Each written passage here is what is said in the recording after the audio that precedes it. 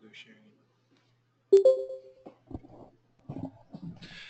Hello everyone, it's 12:30 Central Standard Time and we're starting up the Traffic Corner Tuesday. It is still March Madness. I have Gonzaga winning it all, the only one in the office pool, so I'm still alive. Hopefully you're alive in your pool as well. Just a few housekeeping things to start off the Traffic Corner with. Please mute your mics so we don't get a lot of noise and different people chatting. Feel free to jump into the conversation though and type your questions into the chat feature. We'll keep track of those. And today's Traffic Corner Tuesday is brought to you by SPAC Enterprise. That was embarrassing since I'm Mike SPAC. Not used to doing this intro part. Nancy's out of town and I'm taking over.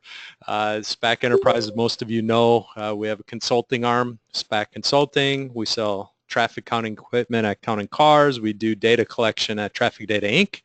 And we have a couple of other places where we share information as well. So a little bit more housekeeping. Today we will be talking about an acceleration lane case study we did for MnDOT. It was a fun project for us, a research project, so right in our wheelhouse. Coming up in a couple weeks, we'll be talking about 85th percentile speeds. And then at the end of April, we're going to be rolling out and sharing with you kind of a preliminary traffic assessment tool we use on our projects and we share with our clients. It's kind of a checklist we go through right at the beginning of a project just to flag any big traffic issues. So today's presenters are going to be two of my right-hand men. Brian Fisek is the Vice President of SPAC Consulting, and he really runs the consulting operations. He has 20 years of experience as a PTOE, has designed a bunch of roundabouts, done traffic studies for baseball stadiums, really has a great breadth of traffic engineering knowledge. And then Max Moreland has been with us for 6 years out of college, and Max spends about 2/3 of his time as a traffic engineer doing studies, but also 1/3 of his time he runs Traffic Data Inc. He's the director of operations and keeps everything organized and is responsible for all the quality control. So today's project is in the wheelhouse of these two guys. The case study, it was heavy data collection project and then some really interesting analysis. So with that, I'm going to turn it over to Bryant and Max. All right, thank you. Hi again, everyone. Thanks for joining us today. And we're going to roll right into our presentation on this case study then. And now we are. A little delay on the slide click there. So very first, just definition of what we're talking about. Median acceleration lane, MAL if you want to abbreviate it. But what we're talking about is where you have a wide median on your main line and you put an acceleration lane in there. Put that inside acceleration lane, so anyone turning from the side street making that left turn, they can turn to the inside. Anyone making that U-turn, they can turn around going to that one. And the idea behind it is you have this time to accelerate up to speed while the main line is going by. So it's ideally and theoretically a way to have these vehicles turn into a separate lane and allow them to get up to speed and merge over safely without having to wait for a full gap in traffic on both sides. In Minnesota, the MALs or MALs are commonly used for heavy truck traffic. It obviously takes a longer time for a big truck to accelerate up to speed, so having those, I guess the idea behind them is for allowing trucks to get in those lanes, to get up to speed, so they can merge safely onto the main line.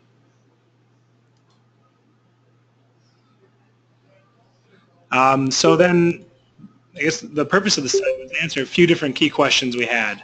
The first one is, when are these median acceleration lanes used? Do people use them at all? Are they more used in certain times of the day? And along with that, we also asked the question, what's the difference in usage between cars and trucks? As I just mentioned, they are kind of intended in a way for large trucks to be able to use them. So do cars use them as well, and does one use them more than the other? Bonus on the last one, if you notice the steering wheel was on the wrong side of that car. Just throw that out there. Third question we had, what amount of traffic, or does the amount of traffic influence their use? So we just got a typical graph there. You can see, recognize the AM, PM peaks, little peak over lunch. That could be any street. But for these, does it make a difference if we have a higher peak traffic? Are they used during those peaks and not during other times? What was the variance there?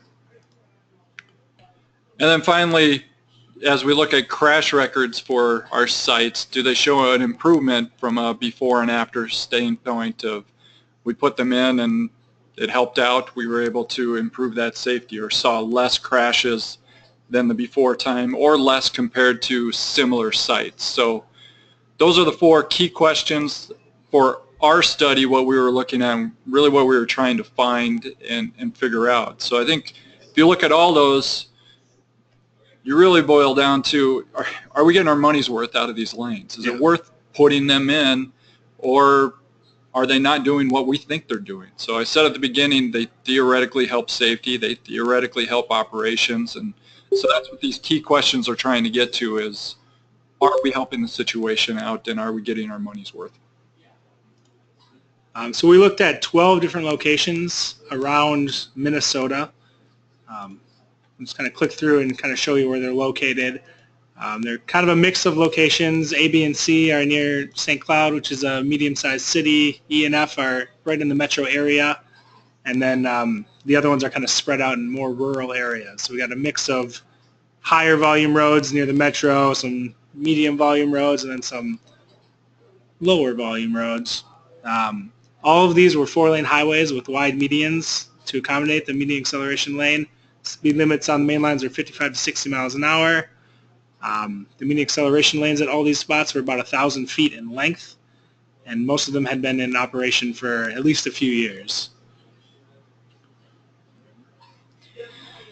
The ADT kind of ranged all over the place too. So they were very similar in design, but we did have a mix of traffic volumes on them. So we felt this was a good sample size in terms of not only locations, in terms of the kind of the metro area here, larger population, with that a little bit larger volume on them, along with more of the rural areas and a little bit less volume, a little bit higher truck volumes in some of those areas. So again, really trying to get that mix of site, but all very similar in their base design of how they're set up at the intersections.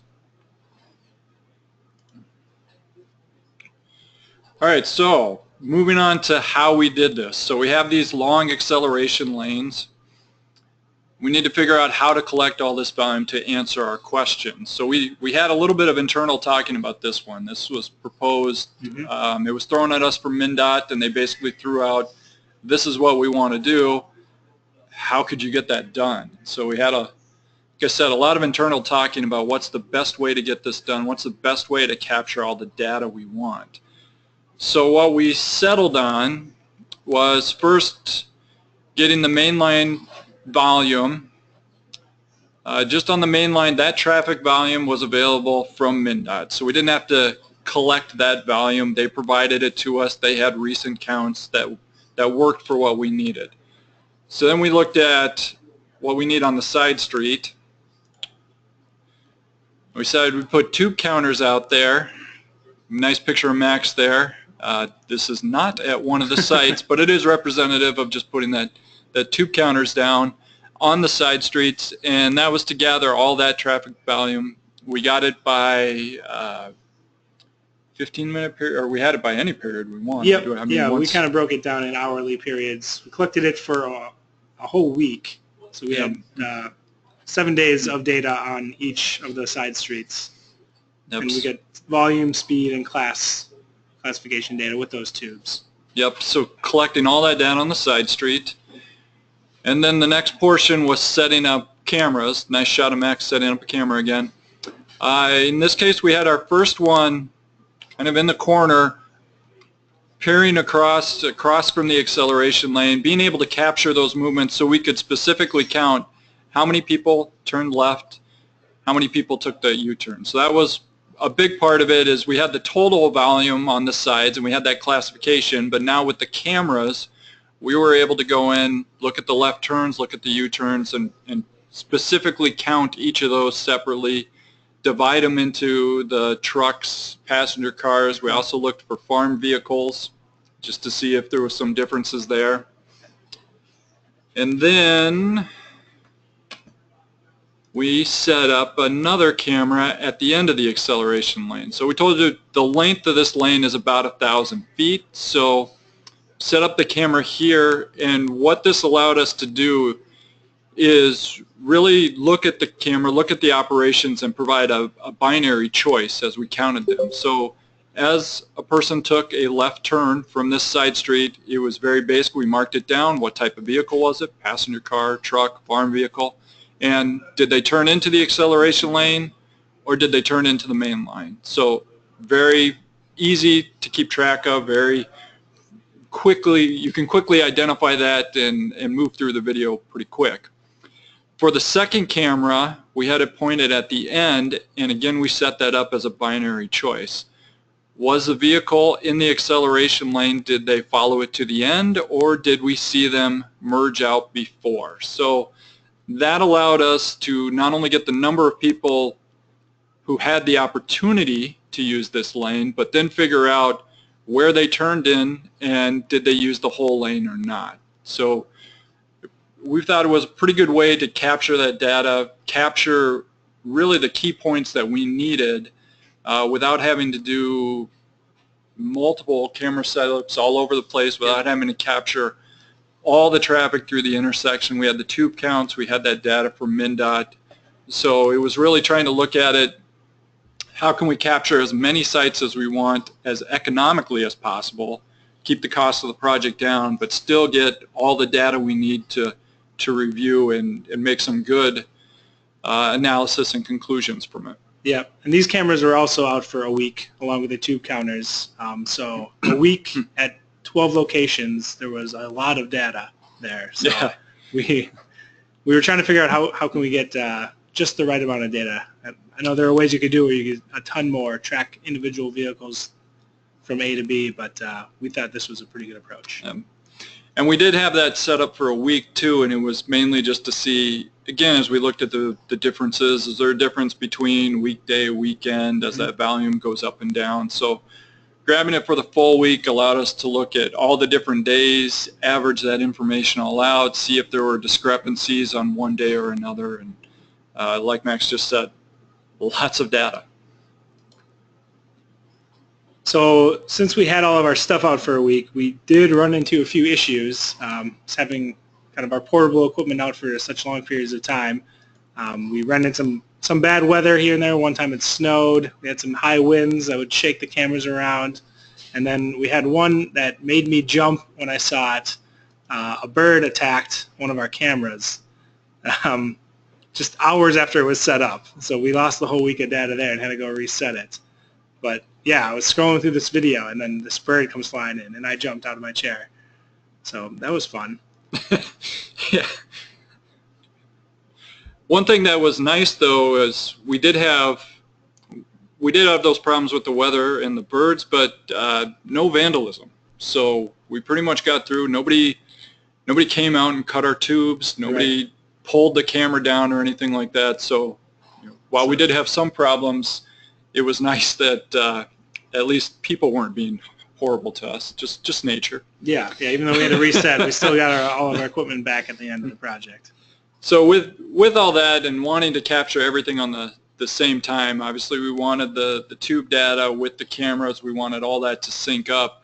We did have to go back there a couple times, so this wasn't an easy process. We did have to go back out to sites a couple times, and there were a couple sites where we didn't get the full week that we wanted. We ended up with 5.5 or 6 days, but we deemed that good enough on average. So this was a great point of working with MnDOT and them working with us, frankly, and really looking at what we had collected, what we were trying to get, and deciding whether we had enough or not. And just working together on that to get what was needed and not having to continually go out there to try to capture everything.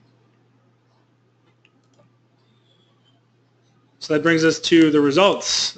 Here's just a quick chart showing the overview of all of the sites kind of averaged together of what we got. As you can see, a lot passenger cars in blue, or no, sorry, passenger cars on the left, heavy vehicles on the right. A majority of vehicles are using the median acceleration lanes, and a non-majority are using them for the entire length. You can see that about 80 something of passenger cars use it, whereas a little under 80% of heavy vehicles use the acceleration lanes, but the heavy vehicles do use them for their entire length more often than a passenger car, as we speculated at the top of this presentation. You can also see a little bit here, we get a jump in the graph when we go to, on the left here with passenger cars, we have over the course of the day, and then we have the peak hour for that period. Same with the heavy vehicles, daily peak hour. You can see a little bit of a jump in there, which again, I think is pretty intuitive that as the volume goes up, more people are going to use that. They're able to, they can jump in there, get through the intersection faster.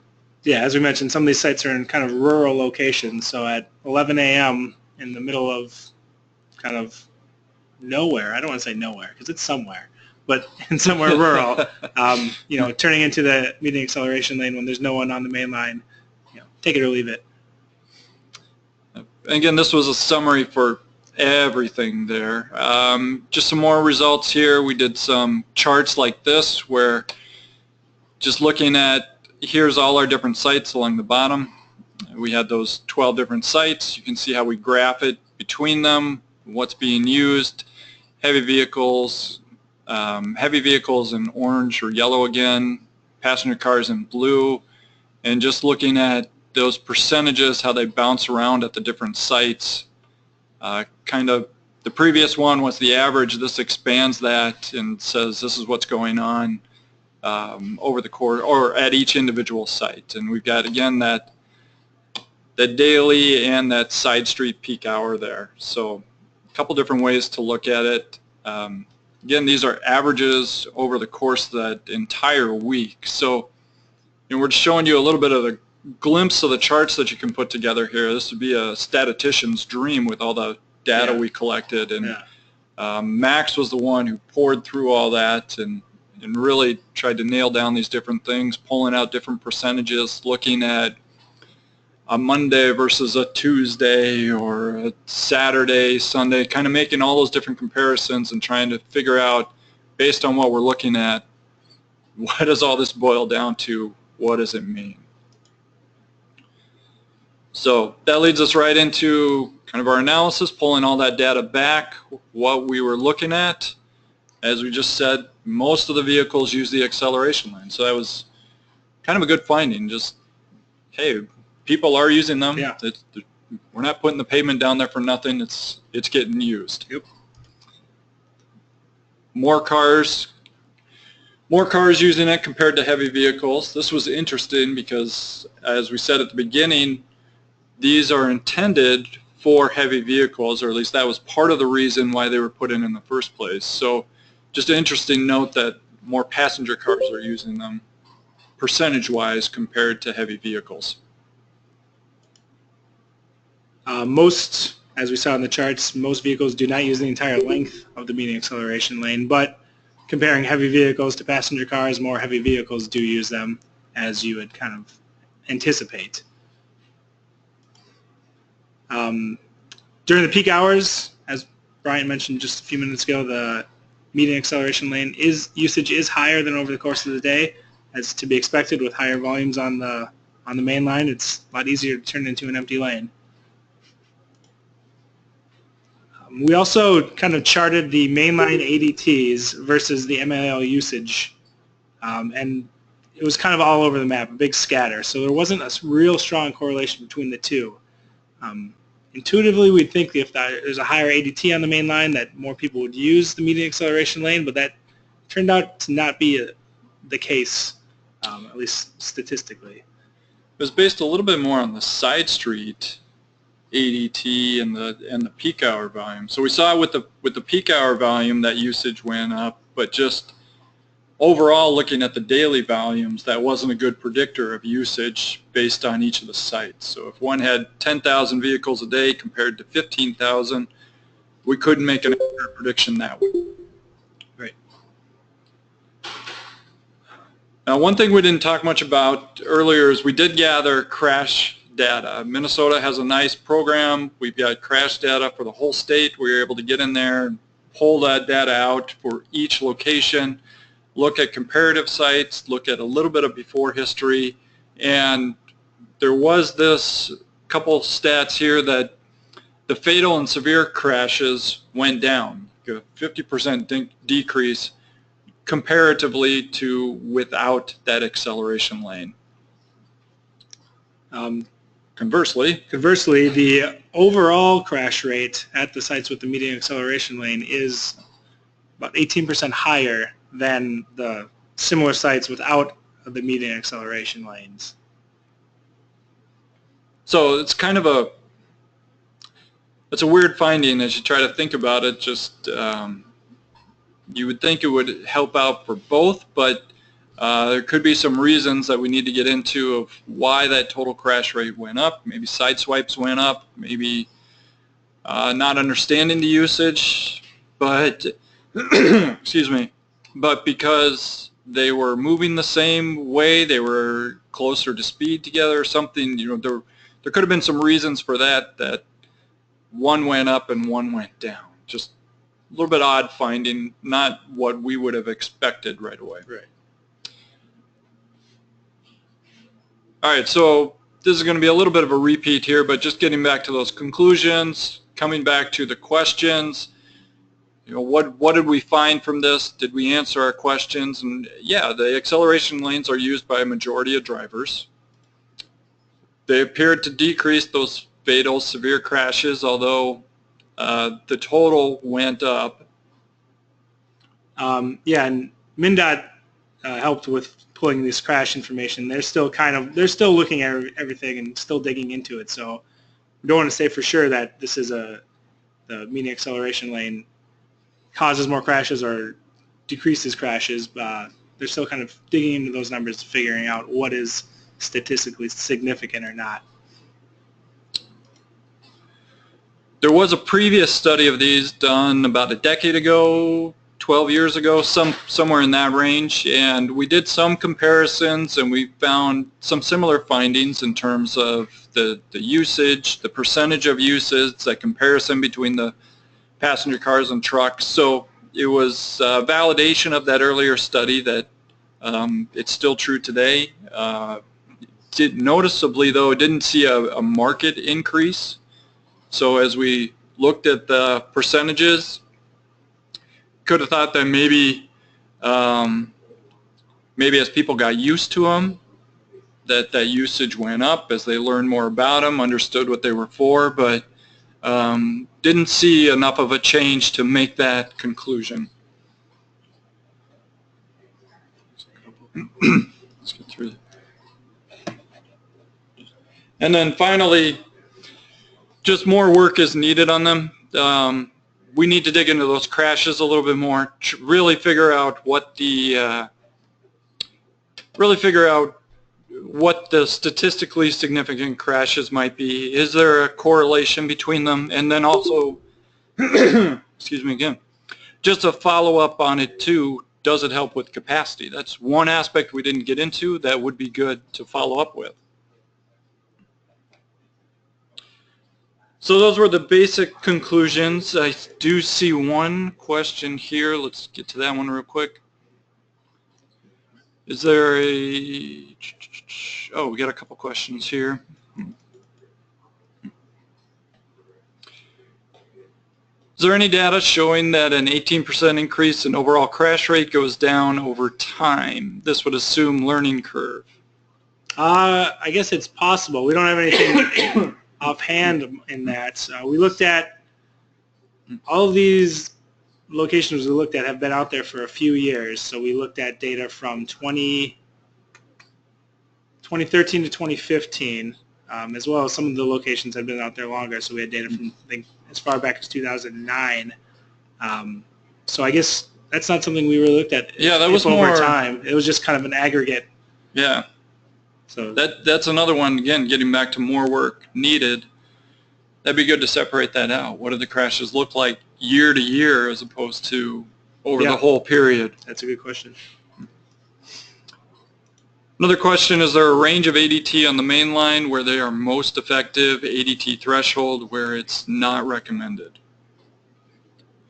As we kind of mentioned before, we didn't really see a huge, just looking at the correlation of usage versus ADT, it wasn't super strong. And so, I don't know, I don't think we can say based on what we've done definitively that there is a range where they are best. Yeah, it should be noted that all these sites were 4-lane roads, so typically they're going to be 10,000 or above. We were probably in the range of 10 to 20, I think was our... 20, something in the 20s. Maybe the low 20s. So we did have a big range there.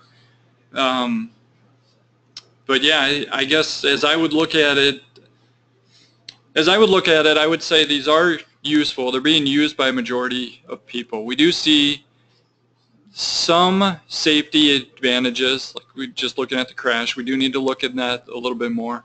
Intuitively, I would say that operations should get better with them because they don't have to look for that full gap in traffic from both directions. They're able to look for a gap in one way, turn into the acceleration lane, get up to speed, and merge over and do that jockeying for position in the acceleration lane. And then also for trucks being able to get up to speed before they move over. So I don't know if I'd necessarily look at ADT as opposed to what are you trying to accomplish with it and what does your intersection look like? Do you have a heavy truck volume that you're seeing crashes with truck, rear ends to truck? They turn left and someone comes right up behind them and hits them. So I think the better way to look at it is using them as a tool to solve a problem. Right.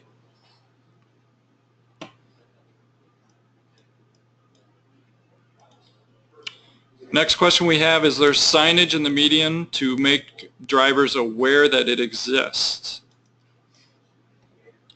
Yeah, there is some typical signage for it. There's warning signs that it's a merge over on the main line. More important on the main line, from the main line, I think, is the side street, to let people on the side street know that they're there. And there is some minor signing on there. I can remember it on a couple sites, so I can't. You remember exactly what it is? It says, oh my gosh, put it on the spot. I think it says like truck acceleration lane, 1,000 feet or 500 feet or however. There's something like that. So there are some warnings. The striping is also there to try to help people out, where you get the not the typical dash between lines, but that dotted, that thicker, shorter dash line to let people know that the lane is going to end. So there is some standard signing and striping that goes with it that is supposed to help drivers figure that out if they know it's there. But that also gets back to education. And so I think that would also be probably a takeaway, is if you're looking at a site, you should be providing some education, letting people know it's out there. Next question as we start to reach the end here is, what were the actual number of crashes and then that fatal and injury crashes? Without having the numbers right in front of me, I recall that the crash rates, the overall crash rates were about 0.3 to 0.4 crashes per million entering vehicles.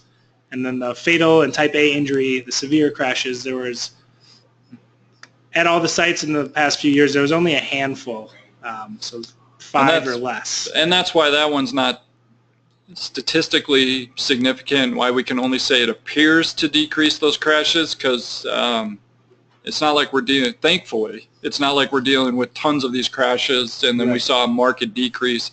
There may have been 3 or 4 compared to 2 or 3. I mean, so there was a decrease, but is that a random occurrence, or Yeah. can we see that sustained over time? So, all right, with that, we have hit 1 o'clock here, and we've reached the end. So thank you, everyone, for your attendance. I see another question come in. So just quickly before we get to that, we'll answer all the questions if anybody wants to hang on the line. We'll also send this out as we usually do so people can review it as needed. But if you need to go, again, thanks for your attendance. Our next one will be, well, the date's not right, but, oh, that's this one. Yeah. We're doing it again. We're dead. All right, so we didn't update that. Next one will be in 2 weeks, early part of April. So we hope you'll join us again. So thank you very much. Getting back to the questions here, so one more. Are there merge arrows on the pavement with the merge warning signs? Yes, that's pretty standard. So on the main line you'd see that striping. At the end of it there were, I believe, 2 of kind of the diagonal arrows that help people to merge over. So yes, that stuff is on there to help people recognize they're coming to the end of the lane.